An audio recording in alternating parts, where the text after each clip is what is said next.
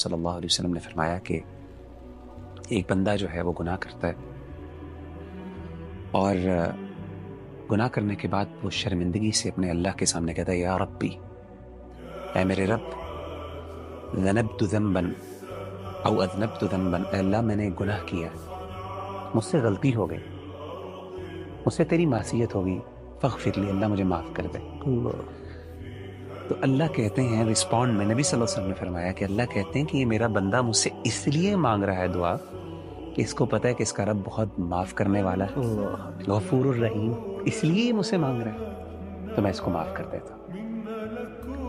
نبی صلی اللہ علیہ وسلم نے فرمایا پھر کچھ دیر گزرتی ہے،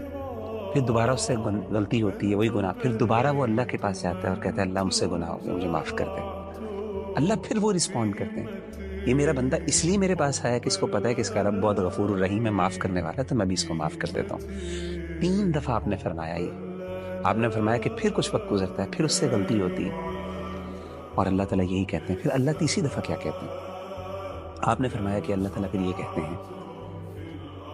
کہ میرا بندہ ہے، یہ کئی دفعہ میرے پاس آ چکا ہے، تو اب میں نے اس کو معاف کر دیا، اب یہ جو چاہے کر لے، میں نے اس کو معاف کر دیا۔ یعنی ان ادر ورڈز، جب تک یہ مایوس نہیں ہوتا، ایک اور حدیث میں جب تک یہ مایوس نہیں ہوتا